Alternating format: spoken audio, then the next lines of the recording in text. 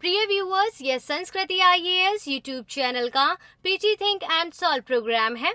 इस प्रोग्राम के अंतर्गत प्रत्येक दिन यूपीएससी और स्टेट पीसीएस से संबंधित 5 प्रश्न व्याख्या सहित उत्तर के साथ आपको दिए जाएंगे। हमें आशा है कि ये प्रोग्राम आपकी तैयारी में मददगार साबित होगा। तो चलिए देखते हैं आज के अपने पहले प्रश्न को। G7 समूह के संदर्भ में निम्नलिखित कथनों पर विचार कीजिए।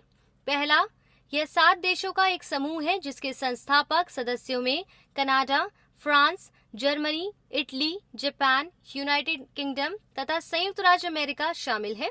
दूसरा, इस समूह का कोई औपचारिक संविधान या स्थायी मुख्यालय नहीं है तथा वार्षिक शिखर सम्मेलन के दौरान इनके द्वारा लिए गए निर्णय गैर बाध्यकारी होते हैं। उपयुक्त में से कौन से कथन सही है? ए केवल 1, बी केवल 2, सी 1 और 2 दोनों, डी न तो 1 न ही 2।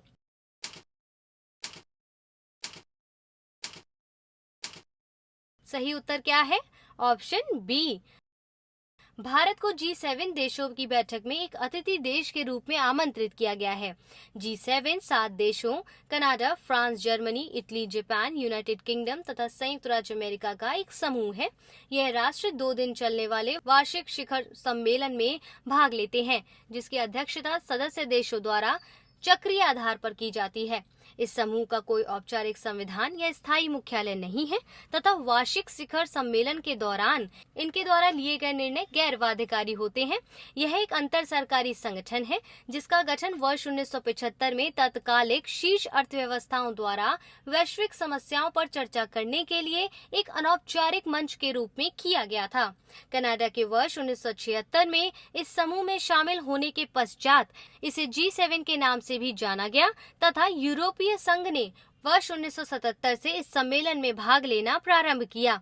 वर्ष 1977 में रूस द्वारा इसमें शामिल होने के पश्चात इसे G8 के रूप में भी जाना जाता था, किंतु वर्ष 2014 में यूक्रेन के क्रीमिया क्षेत्र के उत्तरार्ध के बाद रूस को सदस्य के रूप में निष्कासित कर दिया गया, जिसके बाद इस समूह को पुनः G7 कहा जाने लगा। इस प्रकार से कथन 1 गलत है जबकि कथन 2 सही है और इसका सही उत्तर है ऑप्शन बी। देखते हैं आज के अपने दूसरे प्रश्न को। P8I समुद्र गश्ती विमान के संदर्भ में निम्नलिखित कथनों पर विचार कीजिए। पहला, यह बोइंग द्वारा निर्मित लंबी दूरी के समुद्री निगरानी विमान है। दूसरा, इनका उपयोग पनडुब्बी रोधी एवं खुफिया निगरानी तथा टोही मिशनों में किया जा सकता है।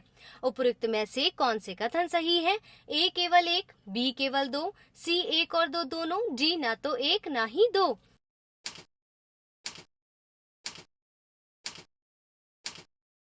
क्या होगा सही उत्तर? Option C. देखिए व्याख्या क्या है।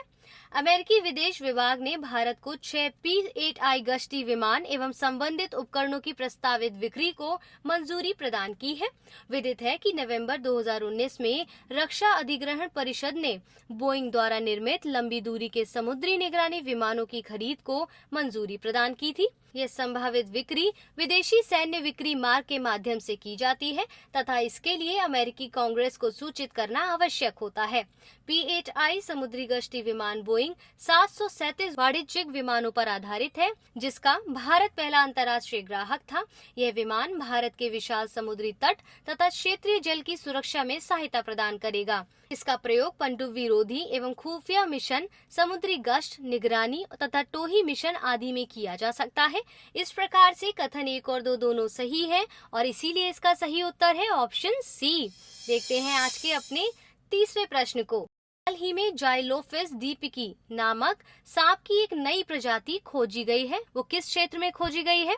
ए पूर्वी घाट, बी हिमालयी क्षेत्र, सी पश्चिमी घाट, डी सुंदरबन डेल्टा। सही उत्तर चुनिए।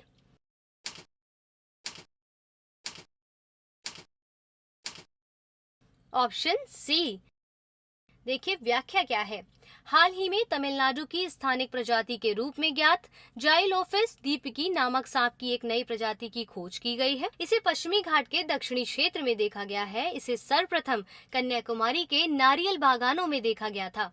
यह मात्र 20 सेंटीमीटर लंबा इंद्रधनुष की भांति चमकीली शल्क वाला एक छोटा सांप है। ये केचुए तथा अन्य अकशेरुकीय जीवों से भोजन प्राप्त करते हैं।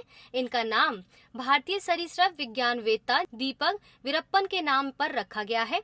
इन्होंने वुड स्नेक सर्प वर्ग को समायोजित करने के लिए जाइलोफिनाई उपवर्ग को सृजित करने में महत्वपूर्ण योगदान दिया था। वुड स्नेक विष रहित, हानि रहित उपजीवाश्म होते हैं। ये खेतों में मिट्टी की खुदाई करते समय तथा पश्चिमी घाट के जंगलों में लकड़ी के लाठों के नीचे पाए जाते हैं। यह पेरेडाइड परिवार से संबंधित हैं, जिनकी 5 प्रजातियां जाइलोफिस कप्तैनी, जाइलोफिस दीपकी, जाइलोफिस मोसैकस, जाइलोफिस पैरेटरी, जाइलोफिस स्टेनोरिंच जाइलोफिनाई ने उपपरिवार का गठन करती है। इस प्रकार कथन सी इसका सही उत्तर है। देखते हैं आज के अपने चौथे प्रश्न को। हरित हाइड्रोजन के संदर्भ में निम्नलिखित कथनों पर विचार कीजिए।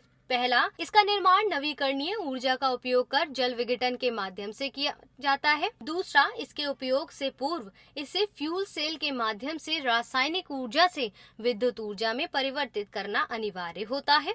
उपयुक्त में से कौन से कथन सही है?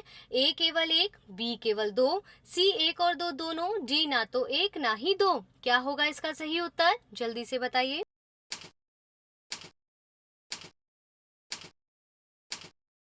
Option C. अर्थव्यवस्था के समक्ष उपस्थित खतरों को ध्यान में रखते हुए कई राष्ट्रों ने नेट जीरो लक्ष्य को प्राप्त करने की घोषणा की है, जिसके लिए हरित हाइड्रोजन को एक बेहतर विकल्प के रूप में देखा जा रहा है। हाइड्रोजन एक रंगहीन, गंधहीन और स्वादहीन गैस है, जिसे आवर्त सारणी में प्रथम स्थान पर रखा गया है। यह सबसे हल्का तत्व है। इसकी परमाणु संख्या 1 और परमाणु भार 008 है। हाइड्रोजन को अत्यधिक कम ताप पर ठोस या द्रव अवस्था में परिवर्तित किया जा सकता है। हरित हाइड्रोजन का निर्माण नवीकरणीय ऊर्जा का उपयोग कर जल विघटन के माध्यम से किया जाता है। यह ऊर्जा वाहक के रूप में कार्य करता है, जिसके लिए हाइड्रोजन ईंधन का उपयोग करने से पूर्व उसे फ्यूल सेल के माध्यम से विद्युत ऊर्जा में परिवर्तित करना अनिवार्य होता है। गौरतलब है कि फ्यूल सेल का उपयोग रासायनिक ऊर्जा को विद्युत ऊर्जा में परिवर्तित करने के लिए किया जाता है। इस प्रकार कथन 1 और 2 दोनों सही है और इसीलिए इसका सही उत्तर है ऑप्शन सी। देखिए आज के अपने अंतिम प्रश्न को। राज्य आपदा प्रतिक्रिया कोष के संदर्भ में निम्नलिखित कथनों पर विचार करें। पहला, राज्यों द्वारा अधिसूचित आपदाओं हेतु तत्काल राहत प्रदान करने के उद्देश्य से इसका उपयोग उपलब्ध प्राथमिक निधि के रूप में किया जाता है। दूसरा, इसका गठन 13वें वित्त आयोग की सिफारिशों के आधार पर आपदा प्रबंधन अधिनियम 2005 के तहत किया गया है। तीसरा, केंद्र सरकार सामान्य श्रेणी के राज्यों को 75% तथा विशेष श्रेणी के राज्यों व केंद्र शासित प्रदेशों को 90% राशि का आवंटन करती है। उपयुक्त में से कौन से कथन सही है? ए केवल 1 और 3, बी केवल 2, सी उपयुक्त सभी, डी उपयुक्त में से कोई भी नहीं।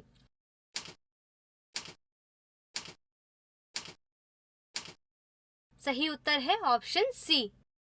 व्याख्या क्या है? कोरोना महामारी की दूसरी लहर के दौरान केंद्र सरकार ने राज्यों को राज्य आपदा प्रतिक्रिया कोष पहली किस्त जारी की है।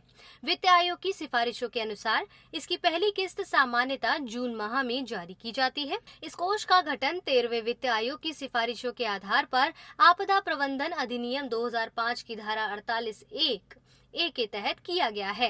राज्यों द्वारा अधिसूचित आपदाओं हेतु तत्काल राहत प्रदान करने के उद्देश्य से इसका उपयोग उपलब्ध प्राथमिक निधि के रूप में किया जाता है।